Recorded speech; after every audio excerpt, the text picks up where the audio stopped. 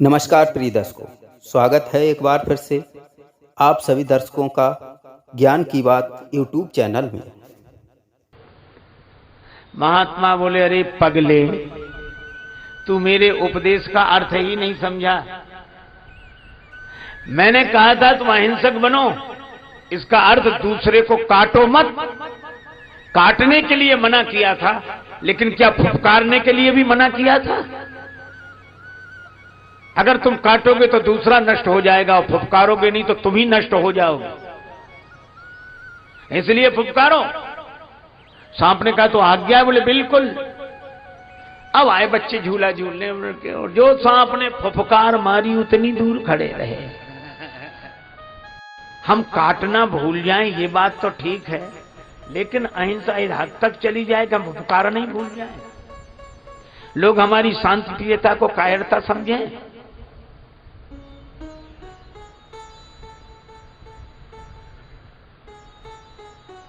हमारे यहां के जितने भगवान हैं, जितने अवतार हैं, आप देखो सभी के हाथ में शस्त्र हैं।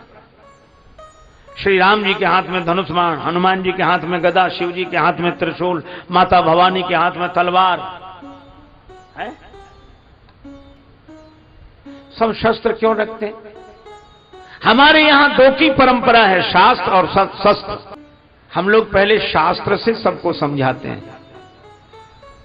शाह में दो डंडे लगते हैं, वो सा रहता है ऐसा, और दो डंडे आधा रा वाला सा, फिर त्रा, शास्त्र।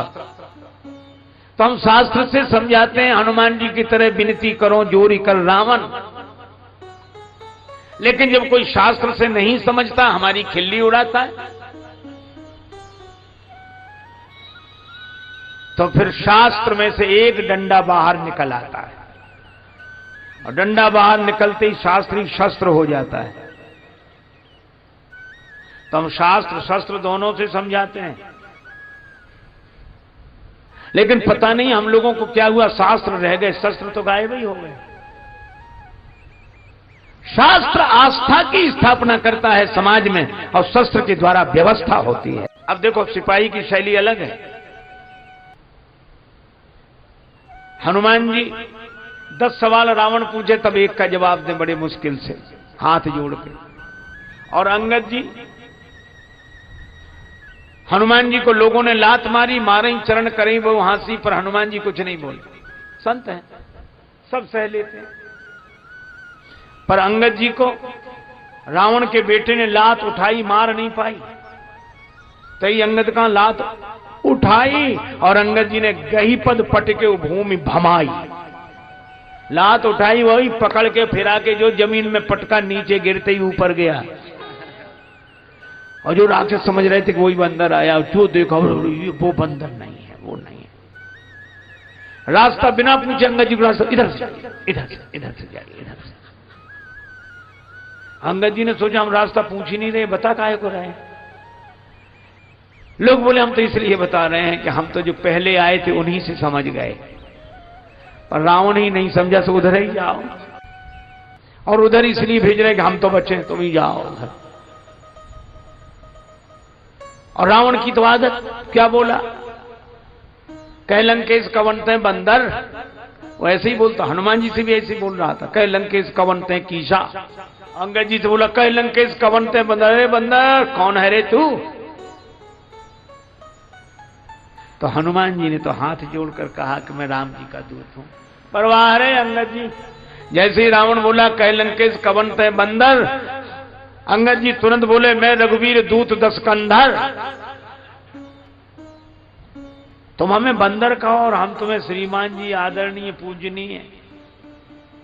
तुम कहो बंदर, हम कहेंगे 10 कंधर। अंगद जी ने वही करके दिखाया जिस रावण की सभी स्तुति करते हैं। मैं प्रसंग नहीं कह रहा हूं, केवल एक बात कह रहा हूं। हनुमान जी ने भी कहा था रामचरण पंकज उर्धरो, हनुमान जी की शैली अलग है। और अंगद जी ने कहा कि मेरा चरण कोई हिला दे। कोई जब नहीं हिला पाया, बोले रावण अब तुम ही बचे हो। रावण आया, जैसे ही चरण उठाने की झुका, अंगद जी ने तुरंत पांव हटा लिया। बोले भाई ऐसे ही झुको, लेकिन चरण राम जी का पकड़ो। हम अपना चरण नहीं पकड़ाना चाहते, झुकना सिखाना जानते हैं। राम जी के चरण पकड़ो, यह है हमारा भारतवर्ष। लक्ष्मण जी ने यही कहा कि कोई कुछ करता रहे, कोई कुछ बकता रहे, आप चुपचाप बैठे रहो। तो लक्ष्मण जी हैं युद्ध के पक्ष में, ताकि इन आतताइयों को सजा मिले, और राम जी कहते युद्ध का परिणाम बुरा मत करो। अच्छा, हमारे सामने भी यही समस्या है, युद्ध करें न करें। एक मत राम जी का है, एक मत लक्ष्मण जी का है। लेकिन राम जी ने कहा चिंता मत करो, युद्ध की जरूरत नहीं है, शांति हो जाएगी। का कैसे होगी शांति? इसीलिए आप वर्णन पढ़ते हैं, परशुराम जी तब मिले जब राम जी की बारात लौटकर अयोध्या जा रही थी। पर तुलसीदास जी ने सोचा जंगल में मोर नाचा किसने देखा। जनक जी ने आकर प्रणाम किया, सीता जी से प्रणाम कराया, विश्वामित्र जी आए, राम जी लक्ष्मण जी को बाद में बुलाया, पहले नहीं। विश्वामित्र जी को गले से लगा लिया परशुराम जी ने, और परशुराम जी के दोनों हाथ विश्वामित्र जी अपने बगल में दबा लिए। और उसी समय बोले राम चलो प्रणाम करो, लक्ष्मण प्रणाम करो। मतलब ये था कि जब तक हम इनके फरसे वाला हाथ दबाए तब तक कर लो प्रणाम। ऐसे प्रणाम करने कोई कह देगा यही फरसा उठ जाए तो संभाले कौन। राम जी लक्ष्मण जी ने प्रणाम किया, आशीर्वाद दिया। अरे भाई बड़े सुंदर है, कौन है, इतनी जल्दी परिचय दिया, राम लखन दशरथ के ढोटा। आशीर्वाद ठीक ठीक। अब जनक जी से पूछा ये भीड़ कैसी इकट्ठी है। जनक जी ने कहा बेटी का विवाह धनुर्भंग की प्रतिज्ञा की थी, धनुर्भंग की प्रतिज्ञा की थी। परशुराम जी ने पूछा क्या धनुष टूट गया? पलटकर देखा धनुष के दो टुकड़े। बड़े क्रोध में बोले कौजल जनक धनुष के ही तोड़ा।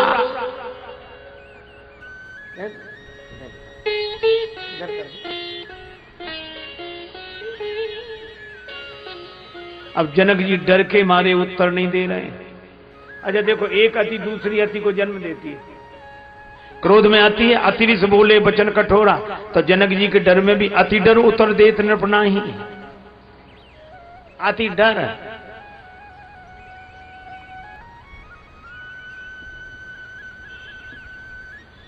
राम जी ने देखा कि कोई नहीं बोल रहा है। राम जी माने भारतवर्ष का आदर्श। श्री राम उठकर खड़े हुए और बड़े संयत भाव से कहा नाथ शंभु धनु भंजनि हारा, होई है कोई एक दास तुम्हारा। आपका कोई दास होगा। परशुराम जी बोले दास वो होता जो सेवा करे, सेवक सो जो करे सेवका, ये सेवा का काम है। राम कान खोलकर सुन लो, जिसने शंकर जी का धनुष तोड़ा वो सहस्त्रा बाहु के समान हमारा शत्रु है। सभा में बैठे राजा कांप गए। जब परशुराम जी ने फरसा दिखाया सहस बाहु के समान हमारा शत्रु है, तो राजा लोग कहते हे भगवान अच्छा रहा कि हमसे धनुष नहीं टूटा, न अगर धनुष हमसे टूट जाता तो इनसे कौन सुलझता। भगवान जो करते अच्छा करते, तकदीर आजमाने तो हम भी गए थे।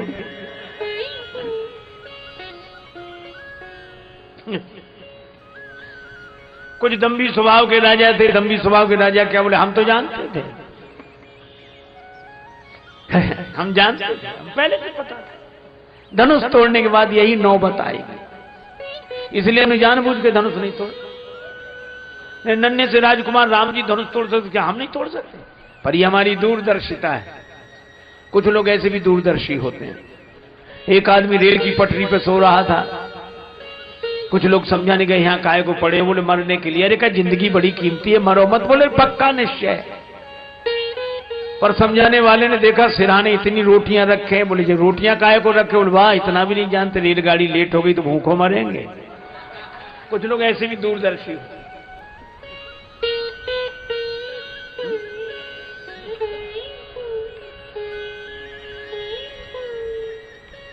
भगवान ने परशुराम जी के मन में प्रेरणा की कि इनका इलाज और हो जाए। तब तक परशुराम जी बोले, सो बिलगाई बिहाई समाजा, न तुम्हारे जई हैं सब राजा। वह समाज छोड़कर अलग हो जाए या समाज उसे अलग कर दे, नहीं तो जितने राजा हम सबको मारा।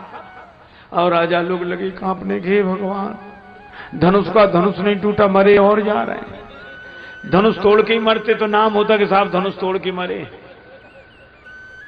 एक राजा ने कहा, हमने तो पहले ही कही थी कि घर चलो। जनक जी ने भी कहा था, तजवाथ निज निज गृह जाहु। तुम ही बैठे रहे कि तमाशा देख लो। अब देखो तमाशा। लक्ष्मण जी से नहीं रहा गया। वे सोचने लगे, गुरुजी अच्छे देश में ले आए, यहां एक ही समस्या रहती, धनुष। थोड़ी देर पहले एक महापुरुष नाराज हो रहे थे, क्यों नहीं टूटता, किसी से नहीं टूटता, जनक जी। और टूट गया तो दूसरे इसलिए नाराज, क्यों टूट गया, किसने तोड़ दिया। लक्ष्मण जी प्रभु से बोले कि बुरा ना मानो तो इन बाबा जी से दो दो बात हम कर लें। बोले तुम क्यों करोगे? बोले जो जिस भाषा का जानकार हो उससे उसी भाषा में बात करने में सुविधा रहती है। आपकी भाषा ये समझ नहीं सकते, इनकी भाषा आप बोल नहीं सकते, इनकी भाषा के विशेषज्ञ तो हम हैं। अंग्रेजी जानने वाले से अंग्रेजी में, हिंदी जानने वाले से हिंदी में, उर्दू जानने वाले से उर्दू में, जो जिस भाषा का जानकार हो।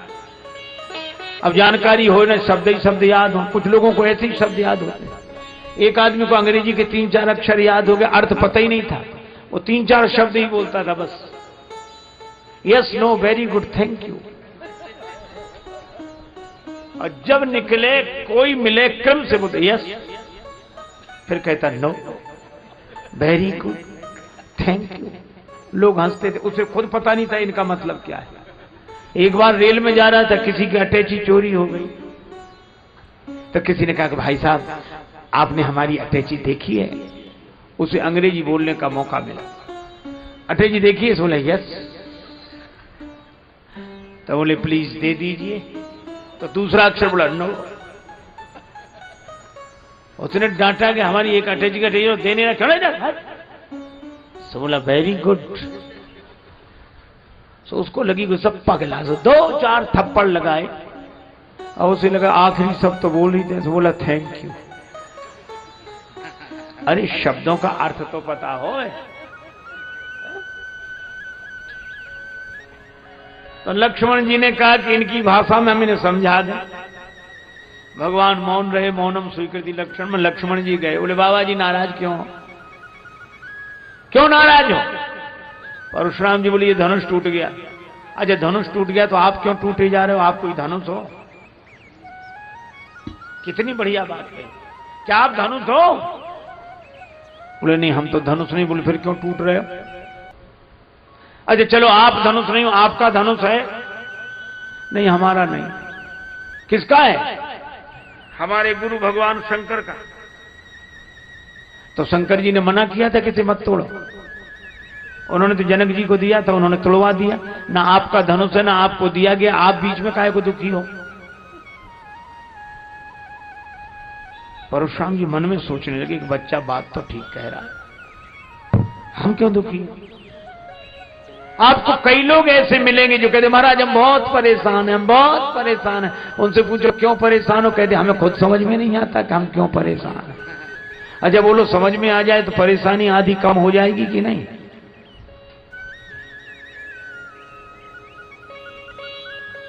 लेकिन आपको पीड़ा है, पीड़ा का अनुभव आप करते हैं, पर रोग का निर्णय डॉक्टर करता है। लक्ष्मण जी ने कहा परशुराम जी महाराज आप पीड़ा का अनुभव कर रहे हैं, लेकिन रोग कौन सा है वो मैं बता रहा हूं। और लक्ष्मण जी ने रोग बताया। पर चोट लगी है, ये ममता आपको दुखी कर रही है। अच्छा देखो कितनी बढ़िया बात है। हम लोग अगर अपने जीवन की ओर देखें, किसी का मरना हमें दुखी नहीं करता। हम लोग सवेरे सवेरे अखबार पढ़ रहे होते हैं, नाश्ता कर रहे होते हैं, चाय ले रहे होते हैं, नमकीन बिस्कुट लड्डू, उसी समय अखबार सामने होता है और मान लो उसमें लिखा हो भारी भूकंप, 500 लोग मरे। रेल की भयंकर दुर्घटना, 700 मरे। है? हम लोग ऐसे पढ़ते रहते, कितने मरे? 700। ज्यादा मरे होंगे, अखबार वाले कम छापते हैं। चाय नहीं लिया आपने? चाय नहीं? आंकड़े, सरकारी आंकड़े। आप लड्डू ले, नमकीन ले। अच्छा बोलो, ऐसी बातें करते कि नहीं?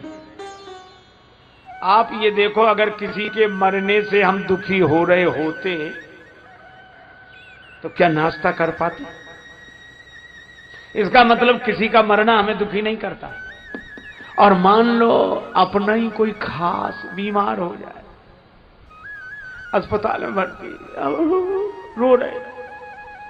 अरे कहा कि अब तो डॉक्टरों ने कंट्रोल कर लिया, आपने कल से कुछ पानी भी नहीं पिया, कुछ तो रोने लगते। जब तक वो स्वस्थ ना हो जाए हम तो पानी भी नहीं पिए। एक आदमी मरा नहीं, बीमार है, हम पानी भी नहीं पी पाते। और 1000 मर गए थे तब कुछ नहीं लगा, 700 मरे तब कुछ नहीं लगा, और एक आदमी के बीमार होने में। इसका अर्थ है कि हम मृत्यु के कारण दुखी नहीं होते, ममता के कारण दुखी होते हैं।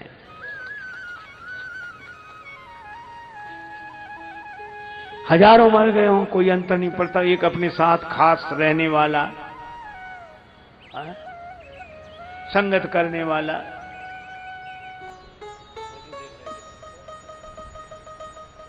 और मान लो मर जाए तो कितने ही मन को समझाओ, दुख होता है ममता के कारण।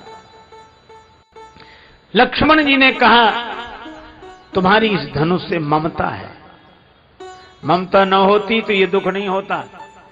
और रामचरितमानस में कहा ममता दाद, ये दाद का रोग बड़ा खराब होता है महाराज, जिन्हें होती है वही जानते हैं। दाद जब देखो तो खुजली, औरों के भी अंग हैं, उन्हें नहीं लगती खुजली क्योंकि दाद नहीं है। इसी तरह ममता की दाद जिसके मन में होती है उसी को वासना की खुजली लगती है। अब बात तो लक्ष्मण जी ने सही कही, ममता, लेकिन केवल ममता होती तो दूर हो जाती। अहमता, छोटा बच्चा हमें समझा रहा है। एक वृद्ध से व्यक्ति ने कहा, बच्चे ने, कि भगवान का भजन करो। तो वृद्ध क्या बोला, कलयुग आ गया है। एक यंत्र होता है, ढिरिया बोलते हैं उसको बुंदेलखंड में, उसको ऐसे रस्सी तानते हो, ऐसे ऐसे घूमता है ऐसे। युवक ने कहा माला ले लो हाथ, करते कछु नहीं कर रहे, माला ले लो हाथ। तो क्या बोला, माला को हो तो बुतो, तो ढिरिया ले तो कात, बिछावन बिन दुख पावे रे।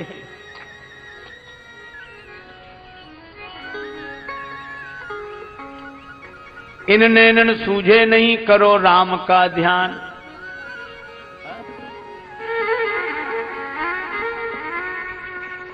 अरे बोलो जो दिखतो तो क्यों फिर तजे खेत खलिहान, उन्हीं को देखते। कलयुग आ गया।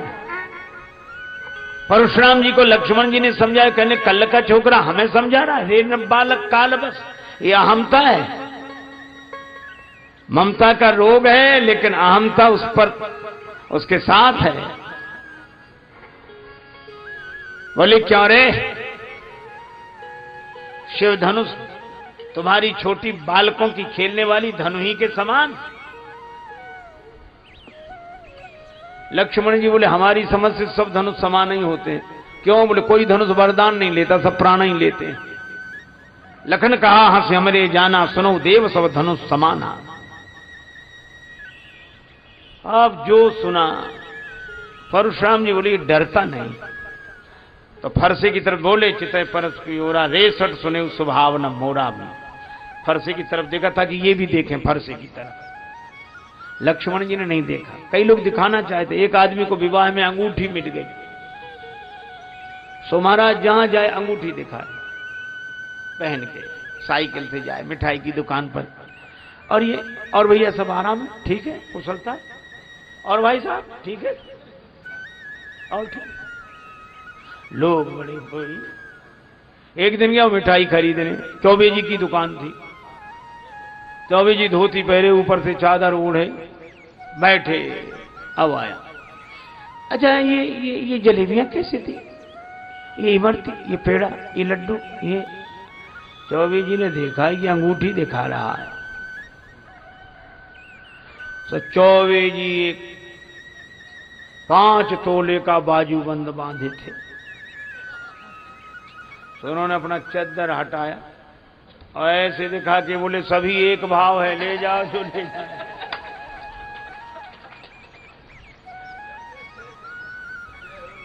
परशुराम जी फरसे की तरफ दिखाना चाहते हैं लक्ष्मण जी को, लक्ष्मण जी ने देखा ही नहीं। तब बोले परस विलोक महीप कुमारा, मेरा फरसा देख। लक्ष्मण जी बोले जब से आए हो तब से फरसा ही तो दिखा रहे हो, और ये गनीमत है कि हमने फरसा नहीं देखा, फरसा देखते तो युद्ध हो ही जाता। मैं फरसा नहीं देख रहा हूं, मैं जानते हो क्यों शांत हूं, क्यों? क्योंकि भृगुसुत समुझ जनेऊ बिलोकी, मैं आपका यज्ञोपवीत देख रहा हूं। आप ब्राह्मण हैं, महात्मा हैं। फरसा देखता तो लड़ाई हो ही जाती। एक और धारे धनु, एक और धारे बाण, एक और परस सुधारे तेज तायो है।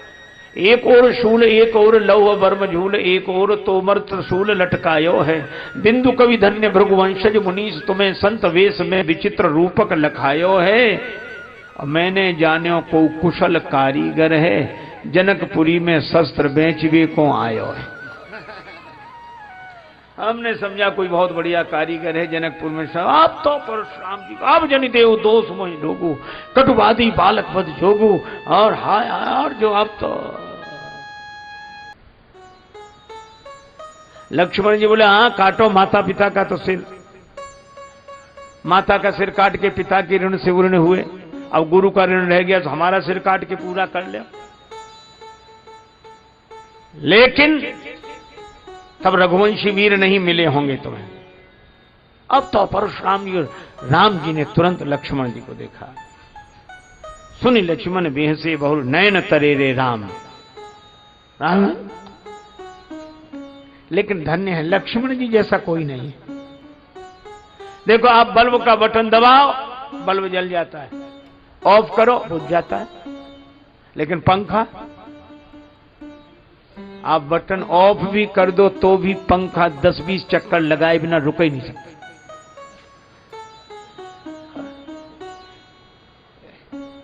दोनों का बटन आपके हाथ में। अच्छा कभी कभी ये चलता भी नहीं है पंखा, चाहे जितना बटन ऑन करो। लोग करते ना बटन, देखते ऊपर चल ही नहीं रहा। रेलगाड़ियों में अक्सर होता था 3 टायर में, जब हम लोग चलते थे। महाराज हम लोग एक बार 3 टायर में जा रहे थे, एक आदमी आया, तो हम तो ऐसे मुंडित थे उस समय। सो आके बोला महाराज प्रणाम, खुश रहो भैया। महाराज कंगा है? तो हमने कहा हमें कंगे की क्या जरूरत है? नहीं महाराज हो तो क्यों जरूरत तुम्हें क्यों पड़ी? पंखा नहीं चल रहा, वो कंगा मिल जाए तब पंखे में ऐसे ऐसे करे। है कितनी कोशिश करके चलाना पड़ता अगर जाम हो पंखा। जो भक्त होते हैं उनका रिमोट भगवान के हाथ में, बंद करें तो बंद, शुरू करें तो शुरू, वो भक्त हैं। और अभिमानी वो बंद करने पर भी अहंकार के कारण चक्कर में पड़े बिना माने नहीं। बल्ब बंद होता है, पंखे को बंद होना पड़ता है। लक्ष्मण जी को राम जी ने नेत्र दिखाए, लक्ष्मण जी तुरंत बैठ गए। मान लो 2 में झगड़ा हो रहा, आप एक को रोको, रहने दो। अरे तुम रहने दो। अरे नहीं साहब कैसे रहने दें, आप हाथ जोड़ रहे हैं। लेकिन गलती, मैंने एक घटना आंखों देखी, आंखों। एक जगह संगीत का कार्यक्रम था, उसके पहले हमारे द्वारा कथा हुई, और शास्त्रीय संगीत के बड़े मर्मज्ञ व्यक्ति, बहुत बड़े विद्वान, तानपुरा से गाते थे। हमें शुरू से ही उत्सुकता रही तो हम लोग ऐसे बैठ गए। उन्होंने गाना शुरू किया, वाह वाह हुई रात को 12 बज रहा है, क्या बात, क्या बात, इतना बढ़िया गाना। और गाने के बाद बोले चाय, बोले अच्छा भी आती चाय बने। पता नहीं किस मिजाज में थे, बोले अभी तक आई नहीं चाय। हाँ क्या आ रही। फिर क्या बोले, जिसके यहां ठहरे थे उसी से, तुम्हारे यहां जब से आए हैं कोई व्यवस्था ही नहीं। और उसको भला बुरा हो ऐसी बातें करने लगी जैसे कभी जानते ही ना हो, सबके बीच में, गांव भर शहर भर सुन रहा है। तो उनको भी खराब लगा जिनके। तो उन्होंने कहा कि नहीं आप ये गलत कह रहे हैं, चाय मिलती हुई अभी आ रही है आप। बोले नहीं नहीं नहीं। तो उन्होंने कहा कि नहीं ये बात गलत है। तो उनके गुरु बैठे थे वहीं। तो गुरु ने धीरे से कहा कि तुम चुप रहो। उनसे कहा कि तुम चुप रहो। तो तुरंत बोले तुम चुप रहो। तो उन्होंने कहा नहीं सर ये गलत बोल रहे हैं, लक्ष्मण जी के साथ यही है। नहीं सर एक साथ नहीं, और क्रोध में भिड़ रहे हैं, कोई मना कराए कैसे। और कई बार अगर पकड़ो भी तो आदमी ज्यादा ताकत लगाता, छोड़ दो तो उतनी नहीं लगाएगा। और आज इसे छोड़ूंगा नहीं, और अब तुम छोड़ दो, और तुम छोड़ दो नहीं तो तुम्हें नहीं छोड़ूंगा। लक्ष्मण जी नयन तरेरे राम, तुरंत जैसे कोई क्रोध ही ना हो। गुरु समीप गवने सकुच परिहर बानी बाम, यह है मर्यादा। राम जी ने हाथ जोड़े, महाराज आप क्रोध शांत करें। परशुराम जी बोले कैसे क्रोध शांत होगा, राम तोर भ्राता बड़ पापी, अगर ये फरसा नहीं चला तो। बोले अगर फरसा चलने से ही क्रोध शांत होता हो तो मेरा सिर झुका है, चलाइए फरसा। कर कुठार आगे यह शीशा। अब परशुराम जी ने फरसा उठाया तो फरसा चले ही नहीं। कैसे चले फरसा, हाथ चले तब तो फरसा चले। अच्छा हम लोग कितने खुश होते हैं, कई बार कहते उनकी चिंता मत करो वो तो हमारे हाथ में। अक्सर लोग कहते भैया उनको देख लेना, वो अरे हमारे हाथ में, वो हमारे हाथ में। हम लोग बहुत खुश होते हमारे हाथ में, लेकिन हमारे हाथ में ठीक है, आपके हाथ में भगवान करे सब कुछ रहे, लेकिन ये बताओ आपका हाथ आपके हाथ में है। एक आदमी से किसी ने कहा कि दान दो, बड़ा सत्संग हो रहा है, बड़ा कार्यक्रम हो रहा है, महाराज का आश्रम बन रहा है और वृंदावन दो। सो बोले अब सब दे रहे हैं, हमारा देना कोई जरूरी है। अच्छा सब ऐसे ही सोचने लगे तो अरे कहा कि नहीं नहीं अपना अपना दान दिया अच्छा रहता है, दो। सो बोला अभी कौन मर रहे हैं जो दें, ये एक नया तर्क है, क्योंकि मरते ही समय दान दिया जाता है। तो उस समय के लिए काहे को बैठे हो, बोले इसलिए कि ताजा ताजा दान भगवान को भी याद रहेगा, इधर दिया उधर पहुंचे। अभी से दान दे दो फाइल गड़बड़ा जाए, इधर का उधर हो जाए, हिसाब किताब ही ना रहे। लोग हंसते थे तो मरते समय तुम्हारे पास होगा, अरे चिंता में, इतना तो हमने अपने हाथ में कर रखा। हम किसी के भरोसे नहीं रहते, अपने हाथ में। बुढ़ापा आया, अरे अभी कौन मर रहे हैं। और उस आदमी ने सामने वाली दीवार में गड्ढा करा के धन उसमें रख दिया, सीमेंटेड करा दिया कि जब दान दे रहा हूं निकलवा के करा देंगे, हमारे हाथ में। पर भगवान की लीला, एक दिन वो ऐसा बीमार हुआ कि मुंह से बोल ना पावे, हाथ से लिख ना पावे, मुंह से बोल ना पावे। अब मित्रों ने कहा कि तुम्हारी ये दशा देखकर हमें बड़ा दुख होता है, लेकिन तुम कहते थे तुम्हारे हाथ में वो धन, बताओ कहां है। सो हाथ उठावे दीवाल की तरफ। मित्र कुछ समझ ना पावे। उसके बेटों को पता था, बेटे बड़े घाघ थे, उन्होंने सोचा बाप तो जा ही रहा है, धन और जाएगा।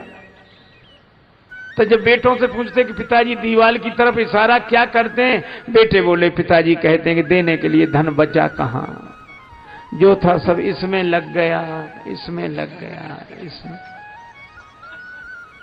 बोलो हाथ में तो है लेकिन हाथ में नहीं है।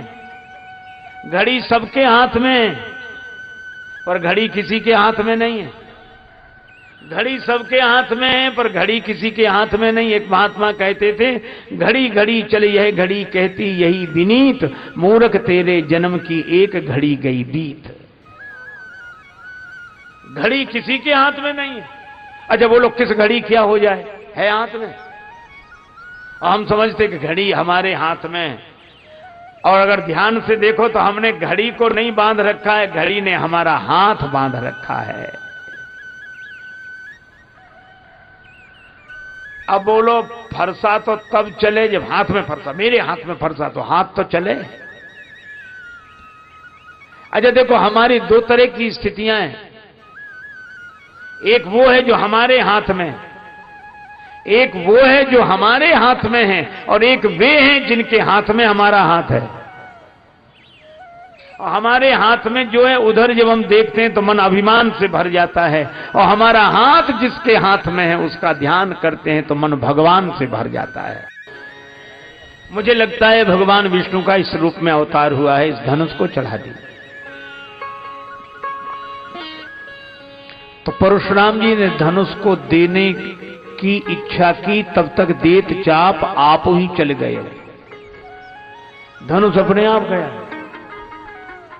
परशुराम जी को लगा कि मेरा हाथ चैतन्य ये चल नहीं रहा है, और धनुष जड़ ये अपने आप चल रहा है।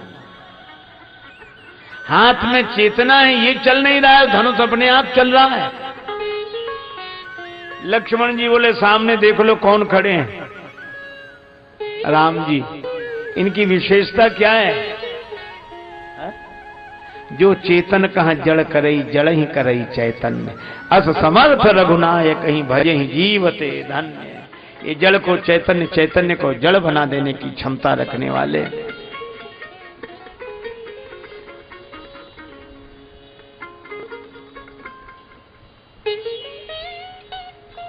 परशुराम जी चौंके, पर उन्होंने धनुष से कहा कि राम जी हाथ नहीं बढ़ा रहे, तुम क्यों जा रहे? धनुष बोला हमें राम जी की जरूरत है इसलिए जा रहे हैं, राम जी को हमारी जरूरत नहीं। अरे वो तो ठीक है लेकिन थोड़ी अकड़ तो दिखाओ, राम जी हाथ नहीं बढ़ा रहे तो अपने आप जा रहे हो। धनुष बोला ना बाबा, एक धनुष ने अकड़ दिखाई तो दो टुकड़े हुए पड़े, हम भी अकड़ दिखाएं टुकड़े कराएं। लक्ष्मण जी राम जी से कहने लगे, जब परशुराम जी ने कहा इस धनुष को चढ़ाओ, लक्ष्मण जी बोले मेरी मानिए तो कछु विनती सुनाऊं नाथ, आप मुनिराज के समीप हो सिधारे ना। क्यों? एक धनुष के पास गए थे, उसका ही तो मुकदमा चल रहा है, अब तक फैसला नहीं हुआ है, और दूसरे धनुष के पास और जा रहे हैं। इसमें क्या गड़बड़ी होगी? इसमें तो परशुराम जी कह रहे हैं। बोले उसमें भी क्या गड़बड़ी थी, जनक जी खुद कह रहे थे। तो गड़बड़ी क्या हुई? बोले चाप गुरु को चढ़ो तो चेला जी पधारे, और चाप चेला को चढ़े तो कहूं गुरु जी पधारे ना। अभी तो परशुराम जी आगे मेरे गुरु का धनुष किसने तोड़ा, थोड़ी देर में शंकर जी मेरे चेले का धनुष किसने तोड़ा। ये तोड़ने ही तोड़ने की बात करोगे कि जोड़े? राम जी मुस्कुराए। तब तक धनुष राम जी के पास आया, राम जी ने धनुष तान कर चढ़ा दिया। अब इसका लक्ष्य बताओ। परशुराम जी हाथ जोड़कर सिर झुका दे, प्रभु इस बाण से मेरे पुण्यों को नष्ट कर दो। लक्ष्मण जी ने कहा पुण्य नष्ट करा रहे हो, पाप नष्ट कराओ। परशुराम जी ने कहा कि पाप तो उसी समय नष्ट हो गए जब इनका दर्शन हुआ, भगवान का दर्शन हुआ, पाप नष्ट, पुण्य बचे। अच्छा जब पाप पुण्य दोनों नहीं बचेंगे तो जीवन चलेगा कैसे? आपकी जेब में जो रुपया हो आप उसी से अपना खर्च चलाते हैं, और आपने किसी बड़े आदमी की जेब में अपना रुपया डाल दिया, दे दिया, तो फिर आपकी जेब से खर्चा नहीं चलेगा, फिर उसकी जेब से खर्चा चलेगा। इसी तरह अपने कर्मों को भगवान को सौंप देने वालों की व्यवस्था भगवान की ओर से होती है।